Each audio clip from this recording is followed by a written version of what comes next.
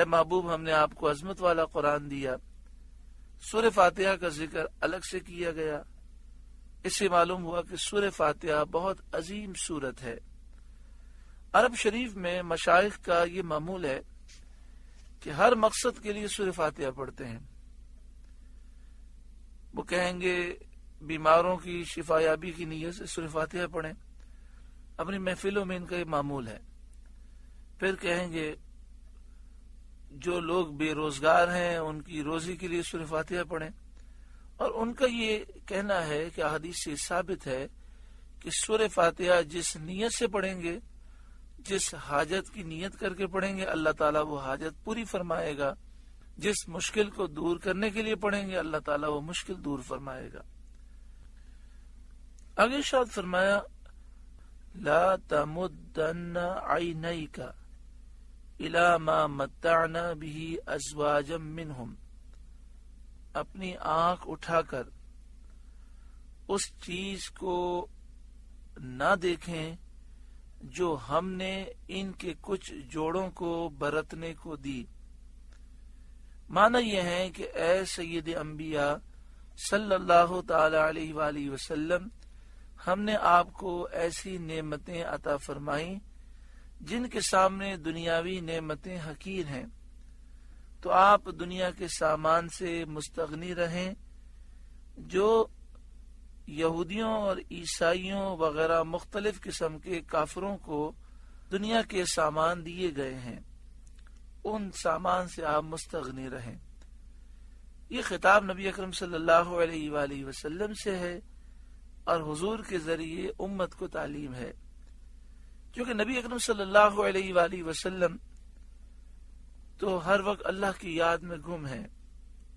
امت کو درس ہے کہ کافروں کے پاس جو نعمتیں ہیں، جب وہ کافر ہیں، ایمان سے محروم ہیں، تو اب ان کی کسی نعمت سے ہم متاثر نہیں ہو سکتے، کیونکہ اصل جو نعمت ہے وہ اللہ اور اس کے رسول کی محبت ہے. وَلَا تَحْزَنْ عَلَيْهِمْ، اور اے محبوب ان کا کچھ غم نہ کھائیں.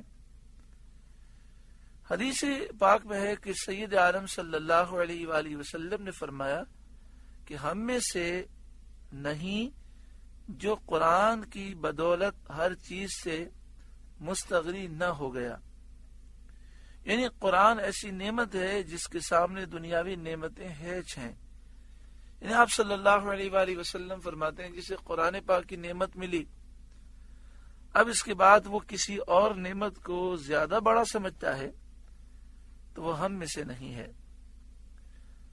وَلَا تَحْزَنْ عَلَيْهِمْ، اور اے محبوب آپ ان کا کچھ غم نہ کھائیں کہ وہ ایمان نہ لائے تو آپ غمگین نہ ہوں. وَاخْفِضْ جَنَاحَكَ لِلْمُؤْمِنِينَ، اور مسلمانوں کو اپنے رحمت کے پروں میں لے لیں، یعنی انہیں اپنے کرم سے نوازیے.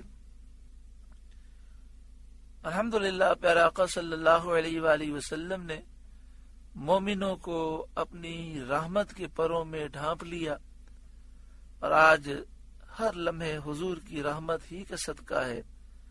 انشاءاللہ قبر و آخرت میں بھی حضور کی رحمت کے صدقے میں اللہ تعالی ہمیں کامیابی عطا فرمائے گا. وقل، اور اے محبوب آپ فرمائیے، انی انا النذیر المبین، بے شک میں ہی ہوں صاف ڈر سنانے والا اس عذاب سے. یعنی میں تو تمہیں صاف عذاب سے ڈر سناتا ہوں، تمہیں عذاب سے ڈراتا ہوں.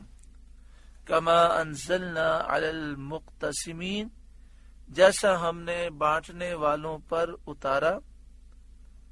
کس عذاب سے؟ کہ جن لوگوں نے اپنے معاملات تقسیم کر دیے تھے ان پر جو عذاب اتارا، میں تمہیں اس عذاب سے ڈراتا ہوں. الذین جعلوا القرآن عیدین، اعلی حضرت امام اہل سنت نے اس کا ترجمہ کنز الایمان میں فرمایا، جنہوں نے کلام الہی کو تکے بوٹی کر لیا، یعنی ٹکڑے ٹکڑے کر لیا. اس سے کیا مراد ہے؟ حضرت عبداللہ بن عباس رضی اللہ تعالی عنہما نے فرمایا کہ بانٹنے والوں سے یہود و نصارہ مراد ہیں. چونکہ وہ قرآن کریم کے کچھ حصے پر ایمان لائے جو ان کے خیال میں ان کی کتابوں کے مطابق تھا، اور کچھ کے یہ منکر ہو گئے۔ قرآن کا جو حصہ انہیں اچھا لگا اس کو انہوں نے مان لیا، اور جو حصہ انہیں اچھا نہیں لگا یہود و نصارہ نے انکار کر دیا۔ حضرت قتادہ رضی اللہ تعالیٰ عنہ فرماتے ہیں، بانٹنے والوں سے کفار قریش مراد ہیں، جن میں بعض قرآن کو جادو کہتے تھے، بعض کہانت کہتے تھے، بعض افسانے کہتے تھے۔ اس طرح انہوں نے قرآن کریم کے حق میں اپنے اقوال تقسیم کر رکھے تھے، اور ایک قول یہ ہے کہ بانٹنے والوں سے وہ 12 اشخاص مراد ہیں جنہیں کفار نے مکہ مکرمہ کے راستوں پر مقرر کیا تھا۔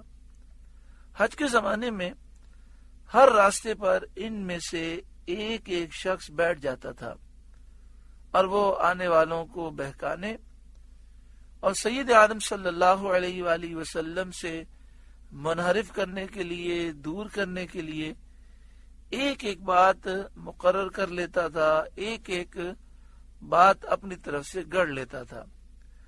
کوئی آنے والوں سے یہ کہتا تھا کہ ان کی باتوں میں نہ آنا کہ وہ جادوگر ہیں، کوئی کہتا وہ کذاب ہیں، کذاب کے معنی بہت زیادہ جھوٹ بولنے والا، کوئی کہتا وہ مجنون ہے، نعوذ باللہ من ذالک، مجنون کے لفظی معنی ہوتے ہیں پاگل، کوئی کہتا کاہن ہے، کوئی کہتا وہ شاعر ہے، نعوذ باللہ من ذالک۔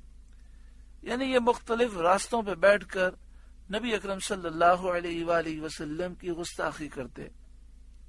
اور یہ بات یاد رکھیں کہ گستاخوں کا انجام موت ہے، گستاخوں کی ایک ہی سزا ہے، سر تن سے جدا ہو۔ اللہ تبارک و تعالی لوگوں کو مقرر فرماتا ہے، اور اللہ تبارک و تعالی ان میں وہ قوت عطا فرماتا ہے کہ وہ گستاخوں کے سر تن سے جدا کرتے ہیں۔ اور اگر لوگ وہاں نہیں ہوتے تو اللہ جانوروں کو وہ شعور دیتا ہے، اور کبھی ایسا بھی ہوتا ہے کہ فرشتوں کو نازل کیا جاتا ہے اور ان گستاخوں کو کیفر کردار تک پہنچایا جاتا ہے۔ وہ 12 اشخاص مکہ شریف کے راستوں میں بیٹھ جاتے، جو بھی حج کے لیے آتا ان کو اس طرح کی باتیں کرتے۔ یہ ساری باتیں سن کر لوگ جب خانہ کعبہ کے دروازے پر آتے تو وہاں ولید بن مغیرہ بیٹھا رہتا۔ اس سے نبی کریم صلی اللہ علیہ وآلہ وسلم کے متعلق لوگ پوچھتے اور کہتے کہ ہم نے مکہ مکرمہ آتے ہوئے شہر کے کنارے ان کی نسبت ایسا سنا۔ وہ کہہ دیتا کہ ٹھیک سنا۔ اس طرح مخلوق کو بہکاتے اور گمراہ کرتے۔ ان لوگوں کو اللہ تعالی نے ہلاک فرمایا۔ فَوَرَبِّكَ لَنَسْأَلَنَّهُمْ أَجْمَعِينَ، تو آپ کے رب کی قسم ہم ضرور ان سب سے پوچھیں گے قیامت کے دن۔ آپ سے گزارش ہے کہ قرآن کے اس پیغام کو آگے پہنچا کر ثواب جاریہ حاصل کریں۔